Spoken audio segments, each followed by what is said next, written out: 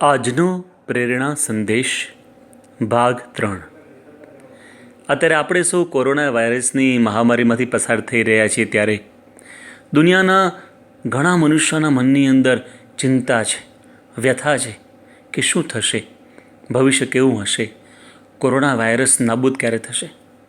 આવા સંજોગોની અંદર આપણા અંતરની અંદર નિશ્ચિંતતા આવે, નિર્ભયતા આવે એના માટે એક પ્રસંગ જાણવા જેવો છે। એકવાર ઘણા બધા મુસાફરો પ્લેનમાં મુસાફરી કરી રહ્યા હતા। જ્યારે પ્લેન 35,000 ફીટની ઊંચાઈએ પહોંચ્યું ત્યારે અચાનક પાયલટે જાહેરાત કરી કે બધા જ સીટ બેલ્ટ બાંધી દો, અત્યારે વાતાવરણ ખૂબ ખરાબ છે, ઘણા બધા ટર્બ્યુલન્સ આવશે એટલે કે હેલા આવશે, હું સલામતીપૂર્વક લેન્ડિંગ કરવાનો પૂર્ણ પ્રયાસ કરીશ, પણ આપ સૌ પોતપોતાના ભગવાનને પ્રાર્થના જરૂર કરજો।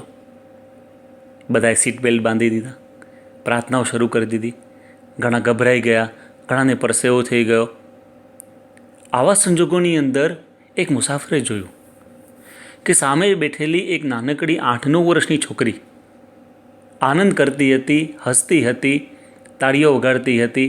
જેમ જેમ ટર્બ્યુલન્સ આવે, જેમ જેમ વધુને વધુ હેલા આવે તેમ તેમ એ ચીચિયારીઓ પાડી આનંદની અભિવ્યક્તિ કરતી હતી। એના મુખ પર ન ભય હતો ન ચિંતા। આને બહુ આશ્ચર્ય થયું। થોડા સમય બાદ વાતાવરણ સારું થયું અને ખૂબ જ સફળતાપૂર્વક પાયલટે લેન્ડિંગ કર્યું, બધા પ્લેનમાંથી બહાર નીકળ્યા। ત્યારે પેલા મુસાફરે પેલી છોકરીને પૂછ્યું કે બેટા, બધા મુસાફરો ગભરાઈ ગયા હતા, તને બીક નહોતી લાગતી? ત્યારે પેલીએ કહ્યું કે ના। તો આણે પૂછ્યું એનું કારણ શું? ત્યારે પેલી છોકરીએ કહ્યું, the pilot is my father. જે પ્લેન ચલાવનાર પાયલટ છે ને એ મારા પિતા છે, એટલે મને એમની પર વિશ્વાસ હતો કે મને કાંઈ નહીં થવા દે, અને મારા પિતાને પણ ખબર હતી કે હું અહીંયા બેઠી છું, એને પણ મારી ચિંતા હતી। બસ આવી જ રીતે આપણે પણ ભગવાન પર વિશ્વાસ રાખીએ કે ભગવાન આપણને કાંઈ થવા નહીં દે। જીવન છે એમાં સુખ દુઃખના ટર્બ્યુલન્સ તો આવવાના, ચડતી પડતીના હેલા તો આવવાના, પરંતુ આપણે ભગવાનના શરણે છીએ, ભગવાનના ભક્ત છીએ, ભગવાનને આપણી ચિંતા છે અને ભગવાન આપણી રક્ષા કરશે જ, આવો વિશ્વાસ આપણા અંતરમાં હોય તો આપણા જીવનની અંદર નિશ્ચિંતતા આવે અને નિર્ભયતા આવે છે।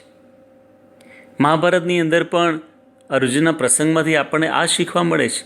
અર્જુન કર્ણ સામે યુદ્ધ કરવા જાય છે, આ બાજુ કર્ણ પોતાના સારથી શલ્યને પૂછે છે કે કદાચ આજે અર્જુન સાથેના યુદ્ધમાં હું મરી જાઉં તો તમે શું કરશો? શલ્ય કહે છે, તમે મરી જશો તો હું મારા રાજ્યમાં પાછો જતો રહીશ। આ જ પ્રશ્ન અર્જુન કૃષ્ણ ભગવાનને પૂછે છે કે હે ભગવાન, આજે કર્ણ સાથેના યુદ્ધમાં કદાચ હું મરી જાઉં તો આપ શું કરશો? તરત ભગવાન કહે છે, અર્જુન, હું તને મરવા નહીં દઉં। આ મારું બિરુદ છે, મારા ભક્તને હું કોઈ દિવસ મરવા દેતો નથી।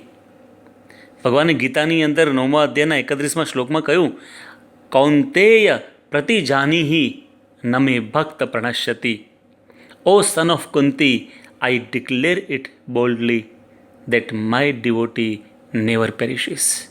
હું સમસ્ત વિશ્વ સમક્ષ જાહેરાત કરું છું કે મારા ભક્તનો નાશ થતો નથી। આ ભગવાનનું બિરુદ છે, તો આપણને એમના વચનમાં વિશ્વાસ હોવો જોઈએ। અરે અદૃશ્ય એવા કોરોના વાયરસમાં આપણને વિશ્વાસ છે। કોરોના વાયરસ દેખાતા નથી, અદૃશ્ય છે, છતાં આપણને એનામાં વિશ્વાસ છે, તો અદૃશ્ય એવા ભગવાનની અંદર કેમ વિશ્વાસ ના રાખીએ? અને ભગવાન તો અદૃશ્ય હોવા છતાં દૃશ્યમાન છે। પ્રહલાદને આવો અનુભવ થયો, ભગવાને પડે પડે રક્ષા કરી, અને જ્યારે છેલ્લે હિરણ્યકશિપુએ સ્તંભ ઉપર પોતાની ગદાનો પ્રહાર કર્યો તો ભગવાન નૃસિંહ રૂપે એમાંથી પ્રગટ થઈ અને પ્રહલાદની રક્ષા કરી। ભગવાન તો અત્ર તત્ર સર્વત્ર વ્યાપક છે। આપણે હૃદયથી એમની પ્રાર્થના કરીએ, એમની પર વિશ્વાસ રાખીએ તો ભગવાન આપણી રક્ષા કરે જ છે। રામાયણની અંદર ભગવાન કહે છે, રક્ષિષ્યતિ ઇતિ વિશ્વાસ, એટલે કે આપણા અંતરમાં આ વિચાર હોવો જોઈએ કે ગોડ વિલ સર્ટનલી પ્રોટેક્ટ મી, ભગવાન મારી રક્ષા કરશે જ। અરે સામાન્ય માણસોએ ફેલાયેલી અફવાઓની અંદર આપણને વિશ્વાસ આવી જાય છે, તો ભગવાનના વચનમાં વિશ્વાસ કેમ ન રાખીએ? અરે ન્યૂઝપેપર અને યુટ્યુબમાં આવતા સમાચારમાં આપણને વિશ્વાસ આવે છે, તો શાસ્ત્રોમાં લખાયેલા ભગવાનના વચનમાં આપણે વિશ્વાસ કેમ ન રાખીએ? અને માત્ર ભગવાને કહ્યું નથી કે હું રક્ષા કરું છું, ભગવાને રક્ષા કરી છે. ભગવાને રક્ષા કરી વિભીષણની, ભગવાને રક્ષા કરી સુગ્રીવની, ભગવાને રક્ષા કરી અર્જુનની, ભગવાને રક્ષા કરી દ્રૌપદીની, ભગવાને રક્ષા કરી મુક્તાનંદ સ્વામીની, ભગવાને રક્ષા કરી બ્રહ્માનંદ સ્વામીની, ભગવાને રક્ષા કરી નરસિંહ મહેતાની ને મીરાબાઈની, ભગવાને રક્ષા કરી નાજા જોગિયાની, દાદા ખાચરની. કેટલા પ્રસંગો છે. તો ભગવાનનું કર્તવ્ય છે રક્ષા કરવી, અને આપણું કર્તવ્ય છે એમનામાં વિશ્વાસ રાખવો, નિશ્ચિંત બની એમની આજ્ઞામાં રહેવું. તો ભગવાન રક્ષા કરે જ છે.